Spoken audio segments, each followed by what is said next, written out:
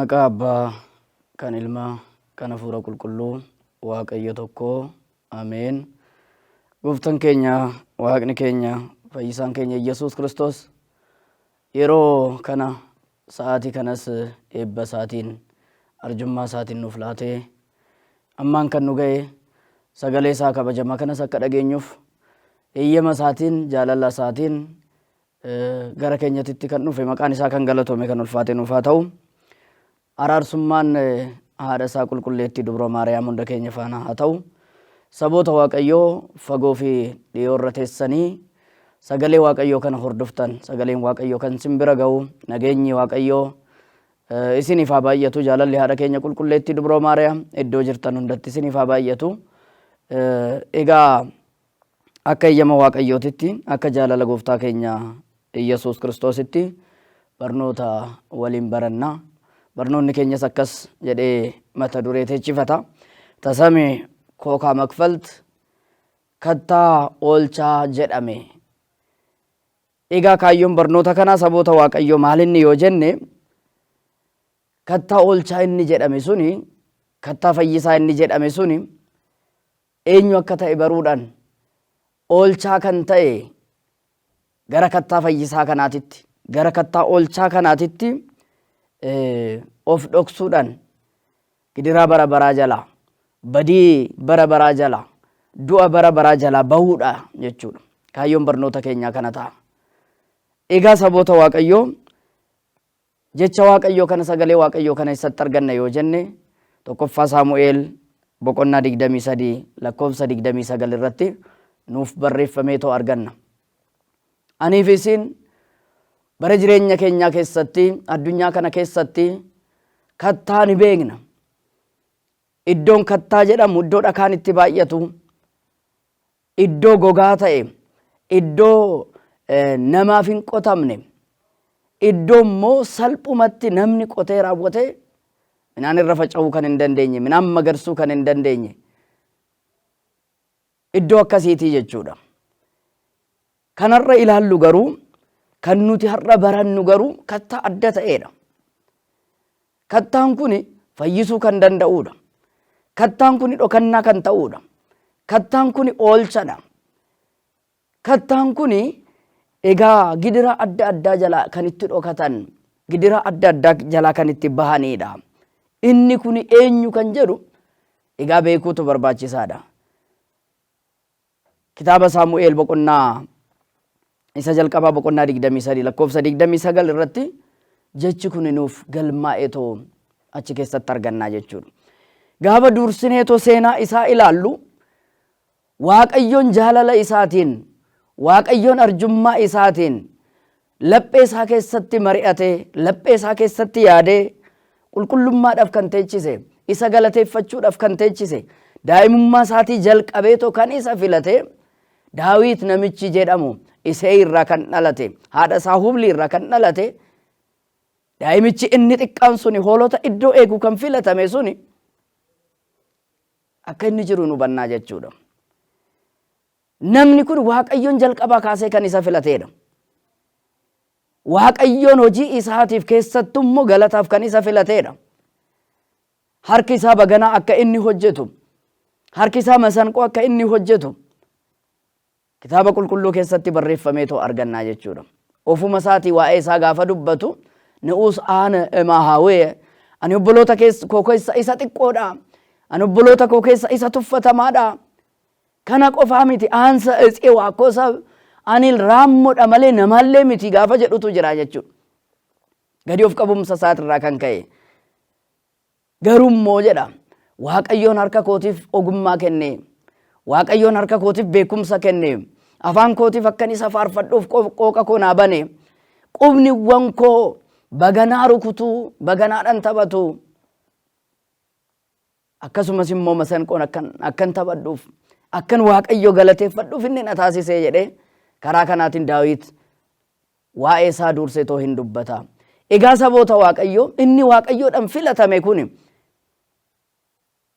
wa'alaalku hiruyee hizbee ummata koo keessaa ani ol isa taasiseera, isa filadheera jedhee Waaqayyoonis kan isaaf dubbate kun gaafa inni hojii Waaqayyoo kana hojjetu gaafa inni hojii waaqayyootiif yeroo hundumaayyuu mana isaa keessa deddeebi'u, gaafa inni iddoo jiru hundumattuyyuu galataaf qooqni isaa banamu, gaafa harka isaa keessatti waaqayyoon dinqii guddaa raawwatu, daa'imummaa isaatiin hoolota isaa isa jalaa fudhachuudhaaf, hoolota isaa sana saamee isa jalaa fudhachuudhaaf gaafa leenci dhufu, gaafa bineensi inni biraatis dhufu, Daawit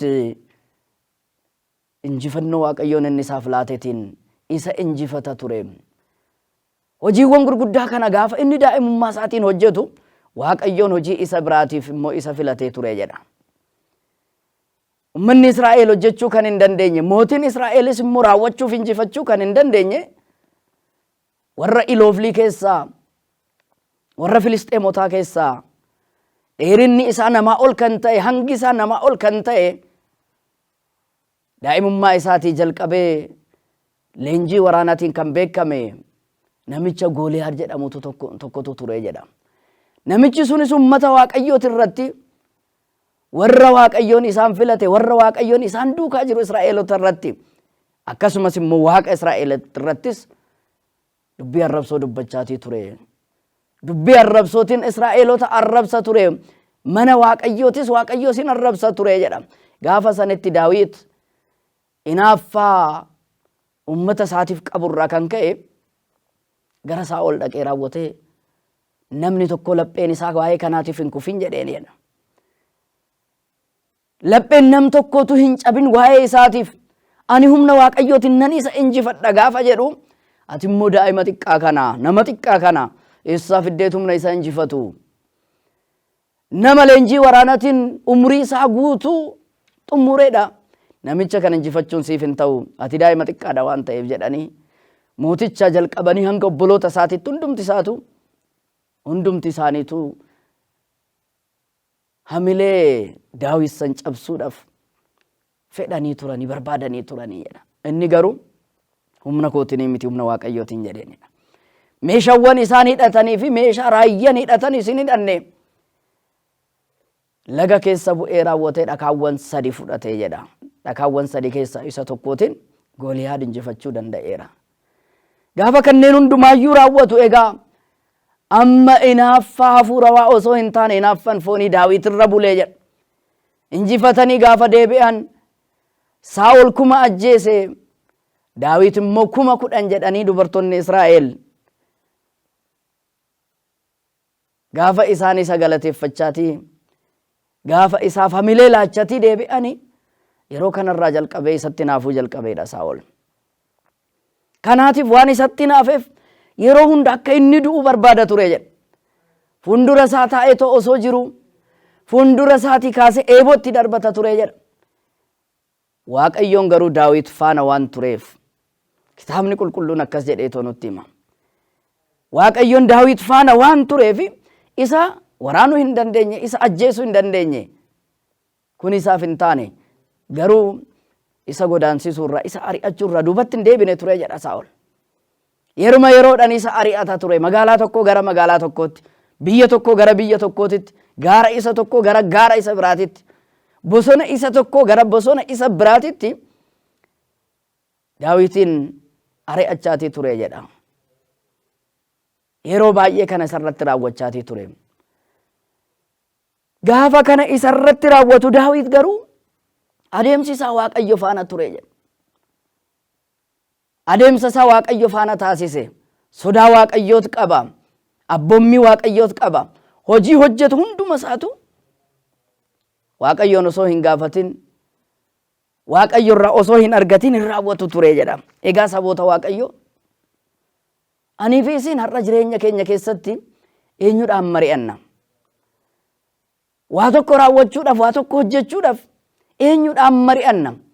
Eenyutu nuuf xinxaala hojii keenya? Inni kuni gaariidha, isa kana itti fufi raawwadhu, isa kana modhiisi kan nun jedhu eenyudha? Mariin keenya eenyu faanadha? Qulqullichi Daawit garuu mariin isaa Waaqayyo faana ture jedha. Waaqayyoodhaan mari'ata. Gaafa bahuu barbaade Waaqayyo wajjin, gaafa galus Waaqayyo wajjin, gaafa hojjetu Waaqayyo wajjin, gaafa raawwatu Waaqayyo wajjin, sodaa Waaqayyo adda baafatee bareera, abboommii isaa adda baafatee bareera jedha. Waaqayyo wajjin socho'a. Wanta isarratti ta'u hunduma isaatu Waaqayyo irraa gaafata. Gaafa Saa'ol isa gidirsuudhaaf dhufu jedha. Qiyaalaa iddoo jedhamtutti gaafa inni dhufu Daawitin gaafate jedha. Gaafa oduu namarra dhaga'u Waaqayyotti gaafate. Yaa Waaqayyo, namichi kun na ajjeesuudhaaf na balleessuudhaaf hin dhufa. Gara magaalaa tanaatti hin seenamoo seenu jedhee gaafa gaafatu dhugumaan hin dhufa isaan jedheedha Waaqayyo. Iddoo Qiyaalaa jedhamu saniitii bahee gammoojjii tokko keessatti jalaa dhokatee jedha. Iddoo sanittis isa godaansisuudhaaf dhufe Saa'ol isa jalaayis immoo deebi'eetoo bahee jedha. Gammoojjii Maasareet Ziifaa jedhamtu keessaa dhokatee raawwate. Iddoo sanattis isa godaansisuudhaaf gaafa dhufu gammoojjii Maa'oonitti jalaa dhokatee jedha. Gaafa kana Waaqayyoon gidduu isaanii humna isaanii taasise. Saa'ol karaa gaara bifa tokkootiin, Daawit immoo karaa gaara bifa isa biraatiin ta'ee akka inni isa argachuu hin dandeenyetti Waaqayyoon gidduu isaaniitti humna isaaniif ta'ee jedha. Daawitii fi namoota isaatiif Waaqayyoon humna ta'eef, Waaqayyoon dhoksaa ta'eef kana qofaa miti. Isa godaansisuurra akka inni deebi'uuf Waaqayyoon maal godhe? Warri Ilooflii akka inni biyya isaa waraanan taasise jedha. Gara Yerusaalemitti dhufanii, gara daangaa Israa'elitti dhufanii raawwatanii biyya sana akka isaan waraanan taasise. Gaafa kana oduu himaan dhufee raawwatee Saa'oliitiin, ati Daawit gidirsitaa, ati Daawit godaansistaa, duuba keetiin Iloofliiwwan dhufaniiru, biyya kee balleessuudhaaf dhufaniiru jedheenidha. Gaafa kanatti Daawit boqonnaa argate, inni duubatti deebi'eera waan ta'eef. Saa'ol duubatti waan deebi'eef boqonnaa argate. Gaafa sanis maal jedheen? Iddoo sanaan kookaa makfalti. Kuni kattaan itti dhokadheedha waan ta'eef jedheenidha. Kuni kattaan itti ooledha waan ta'eef, kattaan diina koorraatti fayye waan ta'eef, Waaqayyoon eeyyama isaatiin iddoo itti na dhokse waan ta'eef, iddoon kuni kookaa makfalti, kattaa itti dhokatan haa ta'uu jedheedha. Gaafa kanatti Saa'ol maal hubate? Waaqayyoon isa faana akka jiru hubatee jedha. Watamayxa Saa'ol وهذا جنو طول داويد وتبقلهم لإلوفلي وبين زنتو تسامع سمولا أوتو مكان كوكا مكفلت قردو بساتي تدبي أجر إدو سنتس داويد بقنا أرجتشو دندي نموت ساوى الجنين أكا هندونف أكا هنبنف يرو ساتين على دينا سهر كتي دبر فمي أكا إلا تمنف جتشا Waaqayyoon Daawit faana ture. Kanaatiif iddoon suni kattaa oolchaa jedhame, kattaa fayyisaa jedhamee too dubbatame jedha. Egaa saboota Waaqayyoo as keessatti wanti hubachuun nu barbaachisu, Daawit gaafa Saa'ol jalaa dheeffu sodaa Saa'ol qofaatiin miti. Sodaa Saa'ol qofaatiin miti. Wanti inni ilaalu wantoonni gurguddaan lama achi keessa ture jira. Inni gurguddaa lama san keessa inni tokko sodaa Waaqayyootis waan qabuuf malee sodaa Saa'ol qofaaf miti saboota Waaqayyoo. Kanammoo maaliin hubanna yoo jenne kitaabuma kana keessa boqonnaa 24 dhaqnee gaafa ilaallu Waaqayyoon harka Daawititti Saa'ol dabarsee akka inni kenne yeroo inni isaaf diina isaa harka isaatitti kenneef ilaallaa jechuudha. Namoonni Daawit 600 ta'anii fi Daawit holqa tokko keessa boqatanii yookaan immoo dhokatanii gaafa isaan jiranii Saa'ol mana fincaaniitiif gara sanaatitti seenee jedha. Kitaabni qulqulluun dugda isaa qoruudhaaf jedhee barreessa. Wagabuun lifattish jedhee karaa Amaariffaatiin barreessa. Inni sun maal jechuudha yoo jenne mana fincaaniitiif fayyadamuudhaaf gaafa inni holqa san keessa seenu Daawitii fi namoonni isaa achi keessa turanii. Gaafa kanatti namoonni sun maal jedhaniin? Namoonni Daawit faana jiran, yaa Daawit, Waaqayyoon guyyaan inni diina kee dabarseetiin siif laadha harka keetitti jedhe sun har'a gaheera. Diina kee Saa'olis harka kee keessatti siif kenneera waan ta'eef maaliif ilaalta kaa? Harka kee kaasitoo eeboo keetiin isa waraani, isa ajjeesi gaafa jedhaniin Daawit deebiin isaa maal ta'e seetan? Waaqayyoon kan dibe waan ta'eef, Waaqayyoon hafuura qulqulluu isaatiin kan isa dibe waan ta'eef, heeyyama isaatiin kan isa dibe waan ta'eef isa Waaqayyoon dibe irratti harka koo kaasuun barbaadu jedheen. Isa Waaqayyoon dibe irratti, isa Waaqayyoon uume irratti ofii isaatii hanga fudhatutti, ofii isaatii ejjennoo isaatiin gara isaatiitti akka hanga fudhatutti ani isarratti harka koo kaasuun naaf hin ta'u jedheera. Saboota Waaqayyoo anaaf isin osoo ta'e diinni keenya iddoo nuti barbaannuu fi iddoo mijataatti arganne inni isna ture. Isa nu ajjeesuu barbaadu, isa nu godaansiisaatii jiru, isa nu ari'achaa jiru. Waaqayyoon harka keenya keessatti qabee gaafa nu kennu har'amma Waaqayyooti sanaaf kenne jenna. Yeruma sana ejjennoo keenya irratti fudhannaa jechuudha. Qulqullichi Daawit garuu kana gochuu hin barbaanne.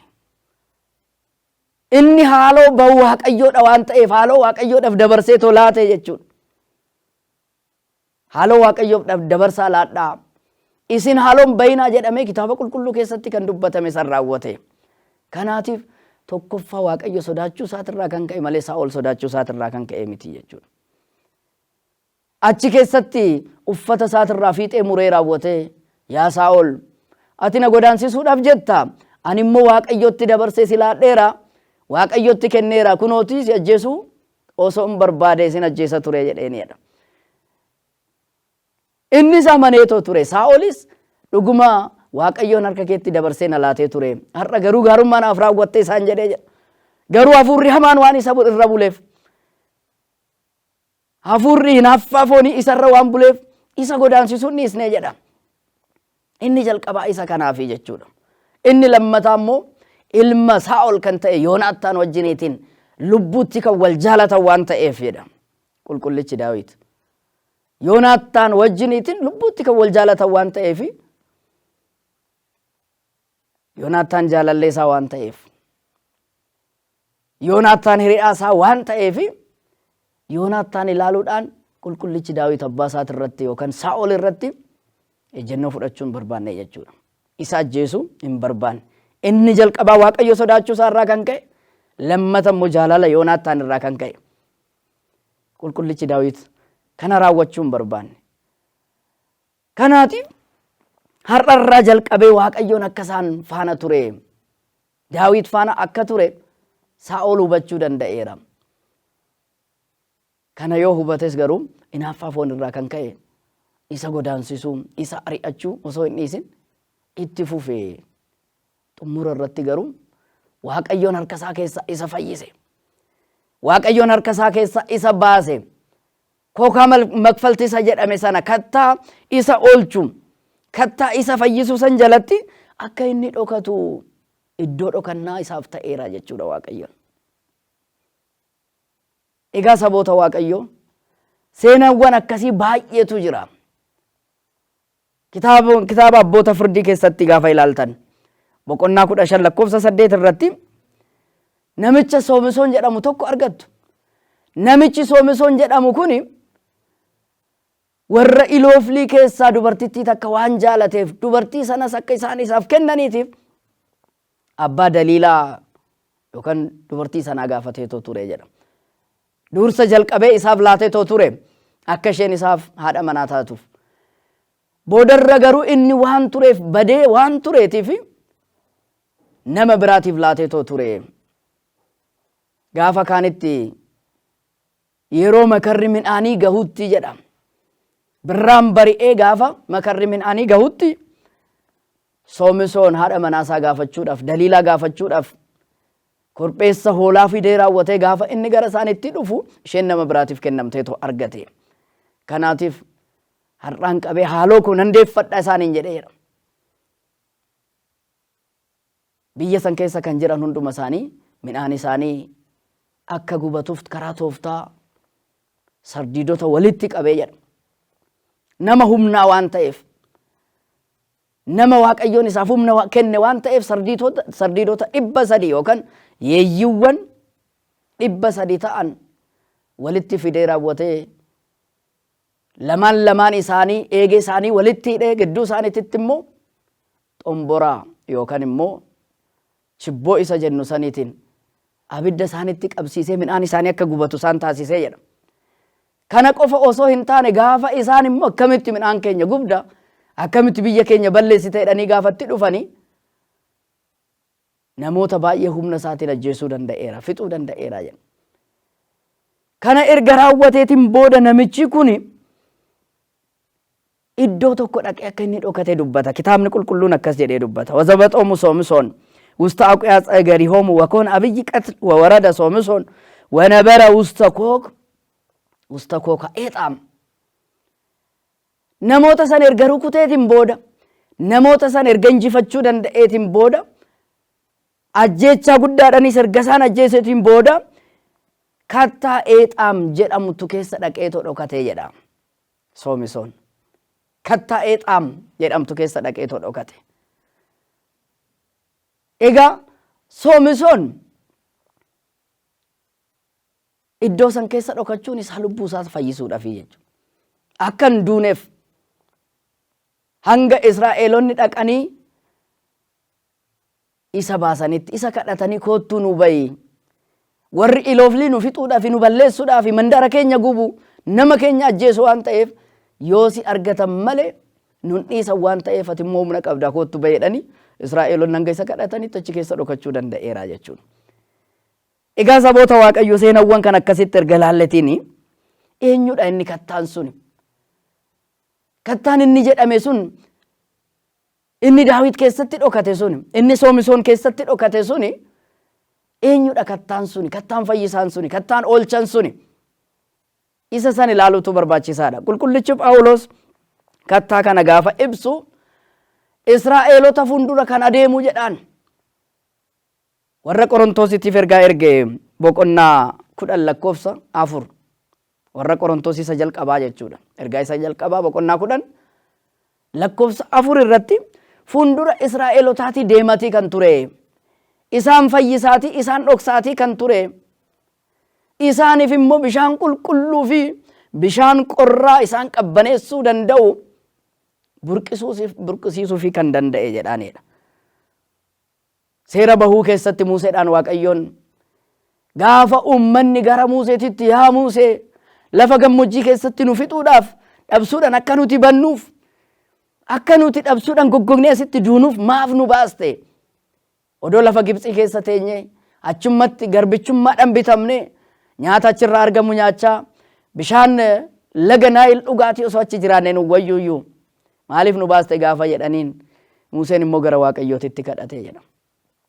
Gara Waaqayyootitti gaafa inni kadhatu Waaqayyoon maal jedheen? Yaa Musee gara kootitti maaliif iyyitaa? Kattaa isa si fuuldura jiru kana ulee harka kee keessa jiru kanaatiin rukuti gaafa jedhuun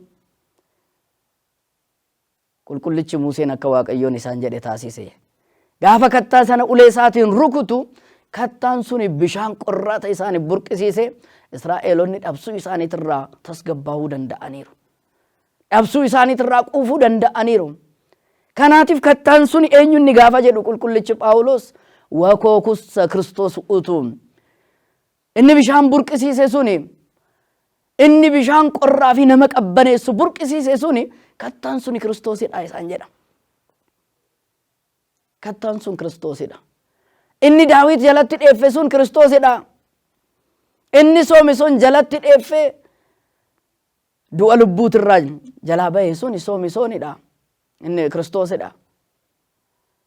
Inni qulqulloota abboota keenyaaf dheeffa ta'e suni dhakaan suni yookaan immoo kattaan dhoksaan suni kattaan oolchan suni Kiristoosidha. Qulqullichi Efreem gaafa haadha keenya qulqulleettii Dubroo Maariyaam galateeffatu galata isaa isa kibxataa irratti akkas jechuutiin dubbata. Za'ubtu ibn zaree Daani'el nabiyyi zatabat kam dabrin awwaazan bal'id. Dhakaa Daani'el arge suni jedha. Daani'el raajii isaa keessatti dhakaan tokko gaara olaanaa fi guddaa ta'e irraa konkolaachatii dhufee fakkii dhaabbatee jiru tokko isa bulleessee isa bullaa'e san immoo gaafa qilleensa sii kaasee too isa bittinsu. Haala saniitiin argeetoo ture. Isa Daani'el dubbate sana, isa Daani'el raajii isaa keessatti barreesse sana qulqulluun abbaan Efreem galata haadha keenya dubroo maariyaamit irratti hiikeetoo dubbate dhakaan inni jedhame suni zaw'uutu qaal zawatsamaa ba'aab waaqayyo abbaa biraa gara lafa kanaatitti kan dhufe dubroo maariyaam irra kan bule dhakaan inni jedhame suni isaadhaa jedha. Lafa olaanatirraa gadi konkolaatee dhufuun isaa samii samiitirraa fagoo kan ta'e samii samiitirraa waaqayyo abbaa biraa jechi sun bahee dhufuu isaa mul'isa. Dhakaan sun immoo fakkii san bulleessuun isaa addunyaa kanarratti deddeebi'anii kan bulchan gurguddoota kan jedhaman olaantota kan jedhaman addunyaa akka galiititti bulleessanii akka shaamatitti baqsanii kan bulchan mootota addunyaa kana kan injifatu ta'uusaa. Keessattuu immoo mootii addunyaa kanaa kan jedhame diiyaabiloos Yesuus Kiristoos dhufee kan injifatu ta'uusaa. Jecha waaqayyo abbaa kan jedhame Yesuus Kiristoos kan injifatu ta'uusaa abbaan keenya qulqulluun Efreem haala kanaatiin hiikee dubbateera galateeffateera jechuudha. Kanaatiif dhakaan kan jedhame sun kattaan kan jedhame suni saboota waaqayyo Kiristoosidha jechuudha. Inni Kiristoosidha. Kanaatiif aniif isinis abbootonni keenya kan jalatti dheeffan abbootonni keenya du'a foonii isaaniitirraa kan itti fayyan kattaa isa jedhame kattaa oolchaa kana Kiristoositti dheeffutu barbaachisaadha. Qulqullichi Naahom raajii isaatirratti boqonnaa 1:7 irratti gaafa dubbatu waaqayyoon gaariidha jedha. Waaqayyoon gaariidha guyyaa rakkinaas immoo inni iddoo dhokannaati jedha. Waaqayyoon gaariidha namoota isatti hiiqaniitiif namoota isa fedhaniitiif laphee qulqulluudhaan namoota isa hordofaniitiif namoota cubburraa fagaataniitiif namoota gorsa isaatiin akka arjummaa isaatti deddeebi'aniitiif namoota akka qulqullicha Daawititti yeroo hundaa kan isa gammachiisu qofa hojjechuutiin deebi'aniitiif waaqayyoon guyyaa rakkinaa iddoo dhokannaati. Anaaf isiniitiif yeroo meeqa fi si'a meeqa iddoo dhokannaa nu ta'eera laata? Bara jireenyaa keenya keessatti yeroo meeqa irra deddeebiidhaan iddoo dhokannaa nu ta'eera. Akka nuti hin banneetiif, akka nuti jireenya lubbuu keenyaan dhabneetiif, akka nuti jireenya hafuurawaa keenyaan dhabneetiif yeroo meeqa iddoo boqonnaa nuuf ta'eera laata? Yeroo meeqa oolchaa keenya nuuf ta'eera laata waaqayyoon? Garuu aniif isin saboota waaqayyoo har'aa kattaawwan adda addaa oolchaa keenya jenneeniirra. Kattaawwan adda addaa qopheeffanneerra iddoo oolchaa keenya, iddoo dhokannaa keenya, iddoo itti dhokannu baay'ee qopheeffanneerra. Baay'een keenya firoota keenyan iddoo dhokannaa kootii jenneeniirra. Baay'een keenya beekumsa keenyan iddoo dhokannaa kootii jenneeniirra. Baay'een keenya immoo lammii qabna jenne lammii keenyatiin iddoo dhokannaa kootii jenneeniirra. Baay'een keenya immoo qabeenya keenyatiin iddoo dhokannaa kootii isaan jenneenirra. Kun hundumtuu kan baduudha saboota waaqayyo. Kun hundumtuu kan darbuudha.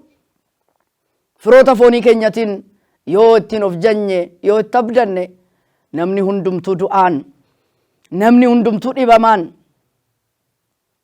namni hundumtuu karaa adda addaatiin humna dhabuu kan danda'uudha. Akka hin jirre ta'uu kan danda'uudha. Hundumtuu kan darbuudha. Qabeenya abdii hoo taasifanne akka fixeensa ganamaatitti mul'atee gaafa aduun itti bahu akka inni badu sana yeroodhaan booda kan baduudha. Beekumsas yoo abdanne sanuma. Wanti abdii taasifannu tokkoyyuu addunyaa kana keessa hin jiru jechuudha saboota waaqayyo. Kanaatiif oolchaa keenya kan ta'e, dhoksaa keenya kan ta'e, yeroo hunda kan nu hin ganne, yeroo hunda kan nurra adda hin baane, yeroo hunda nu'iif fayyisaa kan ta'u, yeroo hunda anaaf isiniif abdii kan ta'u Waaqa keenya Yesuus Kiristoosidha. Daawit kan itti abdate isatti, Soomisoon kan itti abdate isatti, Daani'eel kan itti abdate isatti, Isaayyaas kan itti abdate isatti, qulqulloonni abbootonni keenya duuka bu'oonnis kan abdatanii fi kan hordofan isaadha. Kanaatiif anii fi isinis immoo abdii keenya Waaqayyo taasifachuutu barbaachisaadha. Kattaa keenya isa hin dulloomne, kattaa keenya isa hin caccabne, kan hin burkutoofne yoo cabellee ta'e, gaafa rukutamu yoo cabellee ta'e, anaaf isiniif bishaan jireenyaa burqisiisuudhaaf. Iyyasuus Kiristoos gaafa waraannamu, Iyyasuus Kiristoos gaafa garafamu, Iyyasuus Kiristoos gaafa addabaabaayii irra dhaabbate anaaf isiniif maqaa inni hin qabneetiin balleessaa inni hin qabneetiin gaafa isarratti murtaa'u anaaf isin fayyisuudhaaf anaaf isiniif jireenya burqisiisuudhaaf waraaname. Kanaatiif yeroo waraaname kan anaaf isiniif jireenya burqisiisu yeroo rukutame anaaf isiniif bishaan jireenya bara baraa kan nuuf kennu Yesuus Kiristoos hordofuutu barbaachisaadha. Iddoo dhokannaa keenya jireenya keenya isa bara isa nu barbaadu isa hoolota koo jedhee anaaf isiniif jireenya isaa yookaan lubbuu isaa dabarsee nuuf kennu tiksee keenya isa gaarii Yesuus Kiristoos hordofuun kan nurraa eegamu ta'uusaa as keessaa hubanna. Egaa saboota Waaqayyo aniif isin immoo qulqulloonni abbootonni keenya hojii isaaniitiin isa duukaa bu'anii jireenya isaaniitiin isa duukaa bu'anii gidiraa foonirraa gidiraa lubbuurraa akka isaan ittiin fayyan aniif isinis immoo Yesuus Kiristoos Waaqa keenya Yesuus Kiristoos akka arjummaa isaatiitti abbaa keenya kan ta'e isa hordofuudhaan gidiraa foon keenyatirraa gidiraa lubbuu keenyatirraa akka ittiin fayyinuuf eeyyamniif jaalalli isaanuuf haa ta'u. Araarsummaan haadha keenya qulqulleettii dubroo Maariyaam gargaarsi fannoo gooftaa keenya Yesuus Kiristoos hunda keenya faana haa ta'u. Kan nu barsiise Waaqayyoodhaaf galannaa ta'u.